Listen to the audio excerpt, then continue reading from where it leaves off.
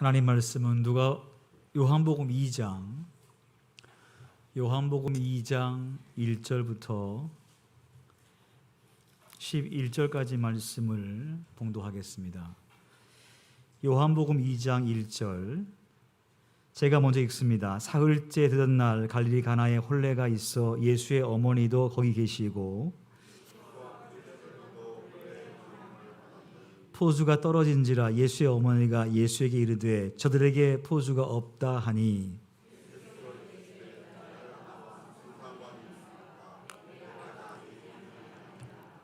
그의 어머니가 하인들에게 이르되 너희에게 무슨 말씀을 하시든지 그대로 하라 하니라.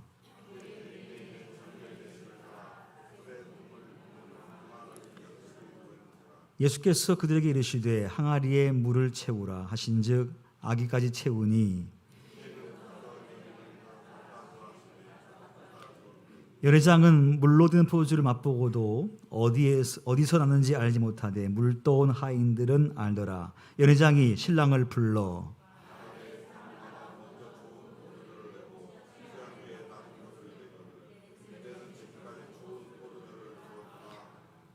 같이 읽습니다. 예수께서 이 표적을 갈릴리 가나에서 행하여 그 영광을 나타내심에 제 아들이 그를 믿으니라. 아멘. 이 시간 할렐루야 찬양 하나님께 찬양 올리겠습니다.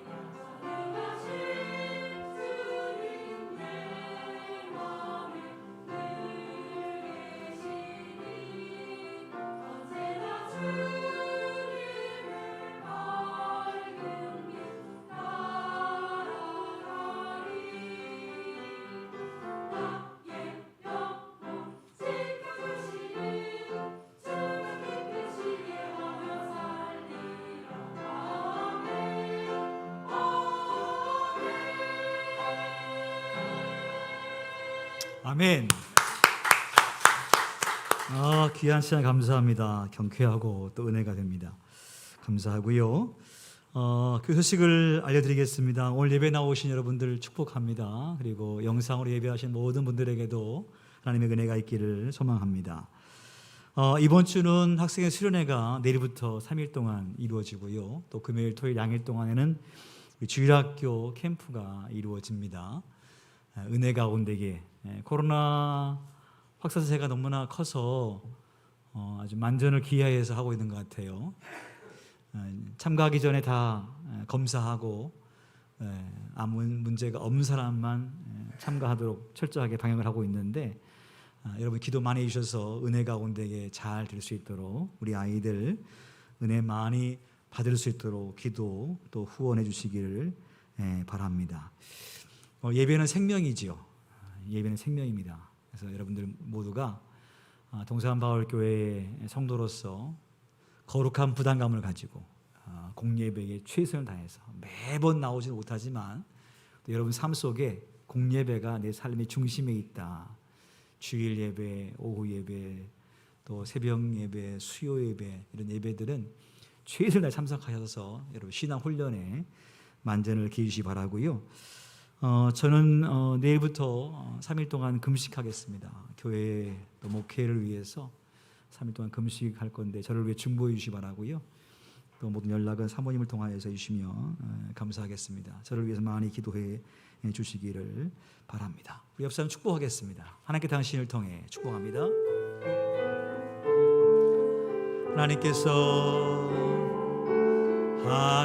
하나님께서 당신을 통해 메마른 땅에 샘물 나게 하시기를 가난한 영혼 목마른 영혼 당신을 통해 주 사랑 알기 원하네. 옆 사람 축복하겠습니다. 박수로 축복하겠습니다. 할렐루야. 오늘 말씀 제목이 무슨 인생? 복된 인생으로. 여러분은 한번 생각해 보시면 좋겠어요. 나는 인생을 뭔가에 쫓기듯이 살고 있지 않나? 뭔가에 쫓기듯이. 돈에 쫓겨요. 돈에. 가지고 있는 것도 사실은 비교하면 그 정도면 괜찮을 수 있는데 계속 부족하다는 마음 때문에 돈에 쫓기기도 하고 또 명예에 쫓기기도 하고요. 그리고 바쁨에 쫓기기도 하고 그리고 꿈에 쫓기기도 하고. 그래서 뭔가 이 쫓긴다는 것은 그 말 자체가 불안하고 염려스럽고 걱정되고 만족하지 못하고 늘 갈증이 있고 이런 마음이 사실 쫓기는 인생의 감정이거든요. 과연 이렇게 살아가는 것이 맞나 인생이. 내면 세계의 질서와 영적인 성장이라는 책을 쓴 고든 맥도날드가 그 책에서 그런 이야기를 했어요. 쫓기는 인생들은 왜 그런가? 왜 그들은 그렇게 쫓기고 사는 것처럼 살까? 볼 때에 저 정도면은 성공했고 부러울 만한 인생인데 왜 여전히 그 사람은 뭔가에 쫓기듯이 더 다른 거, 더 좋은 거, 왜 이걸 계속 그렇게 욕심을 부리고 살까? 라고 할 때에 그 원인을 몇 가지 얘기했는데 그 중에 한 가지가 뭐냐면 어려서 가장 가까운 사람한테 칭찬이라는 걸 못 받은 거예요. 칭찬. 가장 가까이 부모님이 자식에 대해서 야, 너 참 훌륭하다. 너 참 멋있다. 잘했어. 정말 잘했어. 이렇게 비록 좀 못했어도 부모님들이 그 아이에게 칭찬을 많이 해주면 그 아이가 성장 과정 속에서 그 칭찬 때문에 마음에 만족감이 있지요. 그래서 부족해도 이 안에 만족감이 있어요. 여유가 있고요. 근데 한 번도 부모님이 잘했어도 더 잘해야지, 더 열심히 해, 1등 아니면 안 돼, 그 칭찬을 못 받은 아이는요 늘 그 칭찬에 대한 갈급함 때문에 나이가 먹어서도 충분히 성공했는데 불구하고 이 속에 만족함이 없다는 거예요. 또 한 가지는 극도의 수치감을 느꼈을 때에 그렇다는 거예요. 그 책에 이런 얘기 나와요. 어떤 가난한 아이가 국가에서 주는 우유를 받아 먹고 사는 아이가 어느 여자친구와 함께 이제 이렇게 길을 가요. 줄이야 좋은 감정을 가지고 여자친구니까 좋은 감을 가지고 막 걸어가다가 다른 남자친구가 자전거를 타고 휙 오더니 딱 세워요. 그리고 자기 여자친구한테 하는 말이 야, 타! 이렇게 타는 거죠. 그때 그 여자친구가 어떻게 해요? 싫어, 안 타. 나 얘하고 같이 갈 거야. 이렇게 얘기하면 참 좋았겠는데 그 아이가 휙 타버리고 가버린 거예요. 그때에 느끼는 이 수치감. 저 부잣집 아이에게 자기 여자친구가 이렇게 가버린 것 때문에 이 마음속에 가난이라는 수치감. 이것 때문에요. 이 마음속에 내가 반드시 성공할 거다. 내가 잘 될 거다. 훗날에 좋은 차를 타고 내가 보란듯이 하겠다는 마음이 생긴다는 거죠. 그래서 그것이 그렇게 돼가지고 그렇게 이루어졌다고 해서 이 사람이 그때의 모든 그 상처와 아픔들이 다 사그라지느냐? 그렇지 않다는 거예요. 또 정서적으로 불안정한 상태에 성장한 사람들도 그런 마음이 있다는 거예요. 그래서 이러한 것들은 성공했어도 늘 마음속에 칭찬에 대한 갈급증, 또 그 당시 그 수치감들, 이게 늘 마음속에 남아있다는 거예요. 그래서 이거를 없애려면, 이게 사라지려면 내 가치관이 바뀌지 않고는, 그래서 그 저자 고드 맥도날드 그런 말 했어요. 쫓겨가는 인생이 아니라 부름받은 인생으로 가치관이 바뀔 때에 그는 그 과거의 상처와 아픔에서부터 벗어날 수 있다는 거예요. 쫓겨가는 인생이 아니라 부름받은 인생으로 살아갈 때에. 혹시 여러분 삶 속에서 지금 열심히 살고 있고 뭔가를 성취했는데 여전히 마음속에 갈급함이 있고 불안하기도 하고 염려스럽기도 하고 걱정스럽기도 하고 그러지 않습니까, 여러분? 대체 왜 그럴까요? 왜 이렇게 쫓기면 사세요? 왜 이렇게 바쁘게 사세요? 얼만큼을 더 소유하고 얼만큼을 더 보장받아야지 내 마음속에 만족함이 있겠어요? 쫓겨가는 인생은요, 아무리 좋은 조건이 주어져도 그 마음의 아픔은 그대로 남아 있습니다. 내 가치관이 부름받은 인생으로 바뀌지 않는 한은. 인생에 대해서 톨스토이가 그런 말에 참회록에서 인생이란 무엇인가? 인생이란 무엇인가? 그러면서 한 얘기를 하고 있어요. 인생이 바로 이런 것입니다. 라고 했는데 공감이 돼요. 어느 나그네가 길을 가다가 사자가 앞에 딱 나타났어요. 으르릉 하고 사자가 나타나서 먹고자 하니, 잡아먹으려 하니까 이 사람이 막 도망을 가요. 막 도망가는데 너무 지쳐가지고 숨이 이만큼 올라와서 더 이상 뛸 수가 없겠어. 잡혀 죽게 생겼어요. 그러다 보니까 저 앞에 우물이 하나 있는 거야. 사막의 우물이니까 물이 없겠죠, 당연히. 그렇죠? 그래서 야, 저기로 피하자 해가지고 가자마자 그냥 뛰어내렸어요. 물이 없을 걸 믿고. 그래서 훅 떨어지다가 나무가지에 이게 탁 걸린 거예요, 이게. 대롱대롱 매달려 있는 거예요. 정신 차리고 이렇게 봤더니, 아래를 봤더니, 아래는요, 독사가 우글거리네. 독사가. 막 꼬여가지고 막 우글거리고 있는 거예요. 만약에 떨어졌으면 내가 죽었구나. 이런 마음 때문에 안도의 한숨을 쉬어요. 그리고 위를 봤더니 여전히 사자가 저 위에서 침을 흘리면서 으르렁거리고 있는 거예요. 이 사람이 올라갈 수도 없고 내려갈 수도 없어요. 인생이라는 것이 그런 거란 거죠. 근데 봤더니요, 옆에 그 나무 끝에 벌들이 꿀을 만들어 놨어요. 꿀이 이렇게 붙어 있어. 이 사람이요, 배고프잖아. 힘들고. 그러니까 손을 뻗쳐가지고 그 꿀을 따먹어요. 맛있어요, 안 맛있어요? 너무 맛있는 거예요. 야, 달다. 야, 맛있다. 이렇게 하면서 행복해해요. 그게 인생이라고요. 떨어지면 죽는데, 올라갈 수도 없는데, 지금의 이 잠깐 얻어지는 이 행복함 때문에 현실을 모르고 행복하고 즐거워한다는 거예요. 우리 인생의 결론은 어떻게 나겠습니까? 어떻게 날지 모르지만 혹시 우리가 말이에요, 그걸 생각하지 않고 지금 당장 주어져 있는 이 기쁨들, 요것에 그냥 만족해하면서 혹시 여기에 있는 인생이 아닌가. 근데 가만히 봤더니요, 그 나무 끝에 쥐 두 마리가 와가지고 갉아먹는 거예요, 나무를. 한 번은 까만 쥐가 와서 갉아먹고 또 한 번은 하얀 쥐가 와서 갉아먹는 거예요. 이제 곧 끊어질 거라고요. 거기에 하얀지는 낮을 의미하고 까만지는 밤을 의미해요. 지금 그 가지가 얼마 못 가서 끊어진다는 거죠. 그게 인생이라는 거예요. 그래서 가만히 한번 생각해 봤더니 참 그렇구나. 정말 여기에서 벗어나지 아니하면 절망인데, 절망 가운데 있으면서도 여전히 오늘의 달콤함들, 여기에 취해서 살아가는 인생이 바로 우리가 아닌가 싶어요.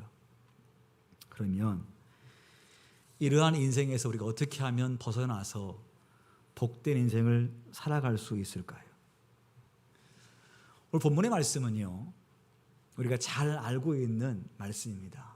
갈릴리 가나에서 베푸신 첫 번째 표적의 말씀이에요. 예수님께서 또 그의 어머니와 함께 갈릴리 가나 혼인잔치에 참가를 했습니다. 참석했습니다. 아마도 그 잔치집과 마리아와의 관계가 가까운 관계가 아닌가 싶어요.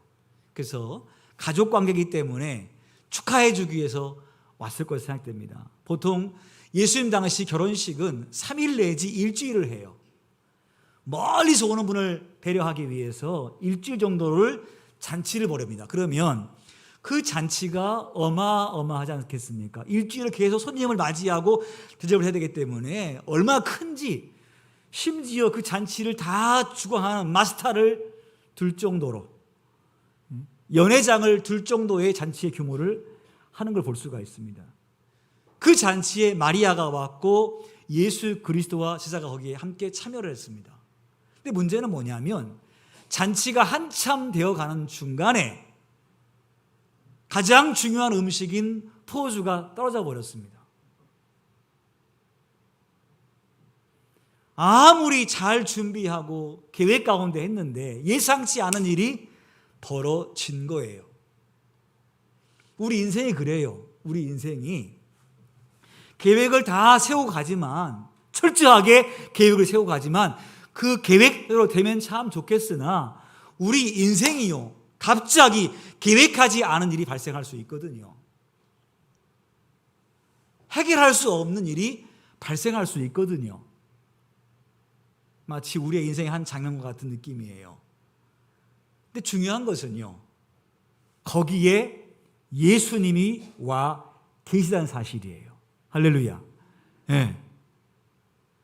큰 문제가 봉착되었는데 다행한 것은 예수 그리스도께서 거기에 와 계시다는 사실이에요. 여러분, 우리 하나님은 임마누엘로서 우리와 함께 하시는 줄 믿습니다. 우리의 삶의 현장에 늘 그분이 와 계신 줄 믿습니다. 그렇습니다. 그래서 큰 문제가 발생했지만 오늘 마리아는요, 그 상황 가운데에 그 문제를 가지고 예수님께 와요. 예수님께 와요. 예수님께 와서 말하기를, 예수야, 지금 이 연회장에 포도주가 떨어졌다, 이런 말을 하는 거예요. 혹시 우리 삶 속에 어려운 일이 발생하면 오늘 마리아처럼 그 문제를 임마누엘 되신 성령님께, 우리의 친구이신 예수님께, 우리의 아버지 하나님께 그 문제를 가지고 오는 믿음이 있기를 간절히 바랍니다. 자, 보세요. 여러분, 마리아는 어떻게 그 문제를 예수님께 가지고 왔을까라는 사실이에요. 보통이면, 떨어졌으면 백방으로 주변 사람들이 가가지고 포도주를 얻어와야 돼요. 빌려와야 되거든요. 그게 상식입니다. 근데 오늘 마리아는 그 문제를 가지고 제일 먼저 예수님께 왔다는 사실이에요. 왜일까요? 아무도 모르지만 마리아는 아는 거예요. 예수 그리스도가 누구인지 아는 거예요. 왜? 잉태할 때부터 천사의 수태고지가 있었고, 자기가 아직 남자를 모를 때에 성령으로 아이를 임신했고, 그리고 그 아이가 태어났어요. 예수님이 태어났어요. 그리고 예수의 성장 과정을 다 봤어요. 아무도 모르지만 마리아의 마음속에는 예수 그리스도가 누구인 줄 알고 있는 거예요. 그래서 다급한 문제가 발생하자 그는 예수님께 와서 그 이야기를 하는 거예요. 저와 여러분이 늘 나와 함께 하신 예수님을 안다고 하면 인생의 다급한 문제, 정말 풀기 어려운 문제, 속히 뭔가 이루어져야 할 문제가 발생했다고 한다면 내가 예수님을 알고 믿으면 그 문제를 주님께 가지고 와서 부탁하게 될 줄 분명히 믿습니다. 마리아처럼 예수 그리스도를 우리가 진정으로 알기를 간절히 바랍니다. 그리고 이 문제는 예수님께 가져가면 충분히 해결될 수 있다. 아무런 걱정이 없이 잘 될 수 있다. 이러한 믿음을 가지고 나왔던 것처럼 우리 또한 예수님께 나올 때에 그 믿음을 갖고 나오시기를 간절히 바랍니다. 우리가 섬긴 예수 그리스도는 어떤 분이세요? 우리의 모든 먹고 사는 문제를 해결하실 분이에요.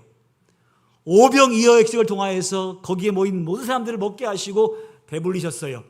그건 뭐냐? 나는 너희에게 생명을 주는 생명의 떡이라 말씀하고 계신 거예요.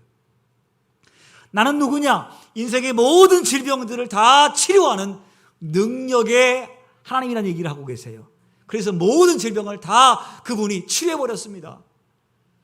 믿음 가지고 나오는 자, 아버지 영광을 위해서 주님이 기도하시사 소경도 눈을 뜨게 하시고 앉은 병을 일으키시고 심지어 죽은 자까지도 살리시는 분이 예수 그리스도이시고, 마귀와 귀신에게 쫓기는 사람도 주의 능력으로 귀신을 쫓아내서 그를 영적으로 건강케 하시는 분이시고, 심지어 죽은 자도 살리시는 분이 우리 주 예수 그리스도인 줄 분명히 믿습니다. 내가 그걸 안다고 하면 우리는 내 삶에 해결할 수 없는 문제가 닥쳤을 때에 사람의 방식으로 하지 아니하고 예수님께 와서 예수님, 이러한 문제가 발생했습니다. 어떻게 좀 해주세요라고 했던 마리아처럼 우리도 주님께 나와서 그분께 부탁할 때에 우리의 삶은 복된 인생으로 바뀔 줄 믿습니다. 할렐루야. 자, 근데 오늘 말씀 보세요. 예수님께서 그 말 들으시더니 뭐라고 하냐면 이렇게 말해요. 4절 말씀 같이 읽습니다. 시작. 예수께서 이르시되 여자여 나와 무슨 상관이 있나이까?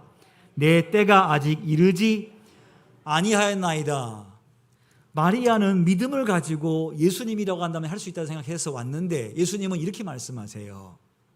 어머니, 그게 무슨 상관이 있습니까? 이렇게 말씀하세요. 아직 내 때가 되지 않았습니다. 나를 믿고 나와서 간구하는 것은 내가 충분히 알겠으나 내가 지금 그것에 대해서 응답할 수는 없겠습니다. 아직 때가 안 됐습니다. 따라합시다. 하나님의 때를 기다리자. 할렐루야. 예. 오늘 마리아가 그 말 듣고 서운해가지고 간 것이 아니거든요. 야, 예수야, 내가 와서, 네 어머니가 와서 지금 긴급한 상황, 우리 형제지간의 이 잔치가 다 파토가 날 수가 있는데 내가 오죽하면 너한테 왔겠냐. 그러면 네가 좀 내 마음을 알면 알았습니다 어머니 라고 말을 해야지. 아니 어떻게 나한테 이럴 수가 있어. 내 때가 안 됐다고? 나하고 무슨 상관이 있냐고? 야, 이건 내 일이야, 우리 가족 일이야 라고 거기에 서운한 표현을 하는 게 아니거든요. 왜? 마리아의 마음속에 뭐가 있어요? 믿음이 있는 거예요. 믿음이. 우리 안에 믿음이 있으면 당장 내 소원이 응답되지 않는다 할지라도 실망하거나 원망하거나 좌절치 않을 줄 믿습니다. 하나님의 시간에, 하나님의 때에 더 아름답게, 더 멋지게 해 주실 것을 믿기 때문에 오늘 마리아도요 결코 실망하지 않아요. 그러면 여러분도 우리 삶 속에 정말 어려운 상황이 발생한다 할지라도, 내 기도가 지금 당장 응답되지 않는다 할지라도 여러분 믿음을 잘 견지하여 나가기를 간절히 바랍니다. 하나님은 실수하는 분이 아니시고 그분의 말씀은 반드시 이루어지게 되어 있는 거예요. 그래서 하나님 말씀은 1.1핵도 변하지 않는다 말씀하고 있지 않습니까? 낙심하지 말아야 되거든요. 그러면서 마리아가 그 말 듣고 이렇게 말해요. 하인들에게 하신 말씀이 뭐예요? 얘들아, 저분께서 무슨 말씀을 하시든 간에 그대로 해라. 이렇게 부탁을 해요. 그게 마리아의 믿음이라고 하죠. 지금 당장은 얘 어머니라고 말 안 했지만 마리아의 마음속에는 믿음이 있는 거예요. 그리고 하인들에게 그렇게 말하는 거예요. 저분이 무엇을 명하듯이 간에 그대로 하라. 이렇게 명하신 것을 볼 수가 있습니다. 예수님께서 어머니 가신 다음에 하인들에게 시켜요. 하인들에게 물을 떠서 정결 예식을 하는 저 항아리에다가 가득 채워라 그랬어요. 하인들이 마리아의 부탁이 있었기 때문에 아무 말 하지 않고 물을 떠서 부어서 아기까지 채웁니다. 주께서 말씀하세요. 떠서 연회장에 갖다 주어라 그랬어요. 그들이 떠서 갖다 주었습니다. 연회장이 그걸 마셔보더니 너무 맛있는 거예요. 어느 순간인가 이 물이 포도주로 바뀌어 있는 거예요. 그 연회장이 그런 말을 하지 않습니까? 신랑 불러가지고 하는 말이, 여보시오 신랑, 당신은 정말로 훌륭하고 보통 잔치집은 처음에는 좋은 거 냈다가 나중에는 안 좋은 걸 내는데 당신은 지금까지도 이렇게 좋은 것을 가지고 있으니 참 훌륭합니다 라고 칭찬을 하거든요. 성도 여러분, 오늘 예수님께서 함께 하심을 통하여서 어려워질 뻔한 잔치가 성황리에 아름답게 끝나는 줄 분명히 믿습니다. 중요한 것은 거기에 있어요. 철학자 존 호모 밀스는 그런 말을 했어요. 우리 인생은 어떤 일이 생기느냐에 따라서 결정되는 것이 아니라 우리가 어떤 태도를 취하는가에 따라서 결정된다 그랬어요. 어떠한 태도를 취하는가에 대해서 결정된다는 거예요. 사건 때문에 되는 것이 아니고.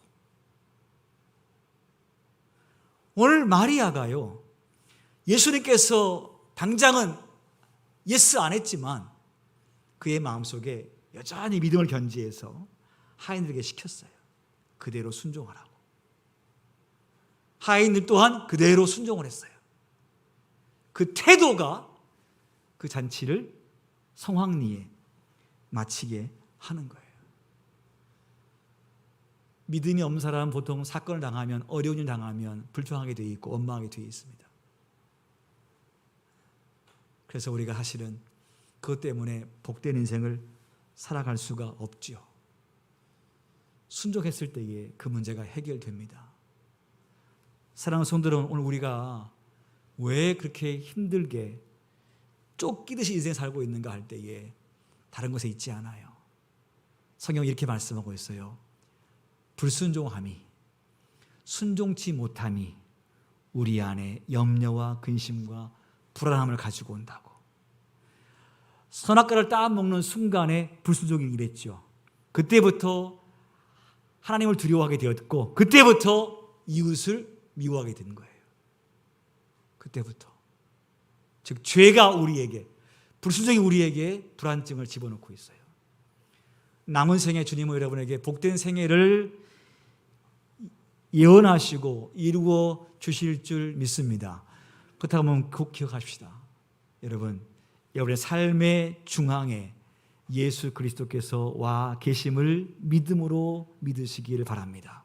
그리고 그분께 여러분의 문제를 아뢰십시오. 그리고 그분께서 명하신 바대로 순종하면 반드시 하나님의 기적은 우리의 삶 속에 임함을 통하여서 복 있는 삶을 살아가게 될 줄 분명히 믿습니다. 우리의 삶의 가난의 문제, 물질의 문제, 상황의 어려운 문제 또한 주께서 복되게 해결해 주실 것이니 순종함을 통하여서 주의 의를 잘 이루시고 복 있는 생애를 살아가시기를 주님의 이름으로 간절히 축원합니다. 찬송하겠습니다. 찬송가 380. 은혜가 풍성하신 주님, 모든 문제 해결책이 아버지께 있음을 내가 믿기에 그 문제를 주님께 가지고 와서 부탁하고 기도하며 주께서 말씀하신 바대로 순종하는 신앙을 통하여서 쫓기는 인생이 아니라 부름받은 인생으로 주의 뜻을 이루는 인생으로 오늘 갈릴리 가나 혼인잔치의 기적을 통하여 제자들이 예수를 믿었다고 말씀하고 있듯이 우리의 삶을 통하여서 하나님의 역사가 일어나기를 간절히 소망하오니 우리 모든 성도에게 순종의 믿음을 허락하여 주옵소서. 그리함을 통하여서 모든 범사에 감사하고 이루어 주심에 만족하면서 거룩한 비전을 품고 나아가는 복된 생애로 주여 인도하여 주시옵소서. 귀한 시간 주 앞에 마음과 정성을 다하여 예물 드렸습니다. 11조 헌금과 주정 예물 감사 헌금, 1천 번의 소원 예물과 선교와 건축 예물로 구제와 장학 헌금으로 주 앞에 드렸사오니 주여 들은 손길을 기억하시사 심은 대로 거두게 하시며 복 있는 자가 되어서 평생 동안 꾸어주고 나눠주고 베푸는 손길로 삼아 주옵소서. 말씀은 그대로 이루어지는 줄 믿습니다. 순종의 삶을 살아가는 귀한 종들에게 그러한 복을 주시사 아버지 영광을 위해 쓰임받는 종들로 온전히 세워 주옵소서. 시정을 위해 늘 수고하는 우리 김사님에게 지혜를 더하시고 집사님을 통하여서 이 지역사회가 더욱더 견고하게 서게 하시고 부흥되도록 주께서 사용하여 주시옵소서.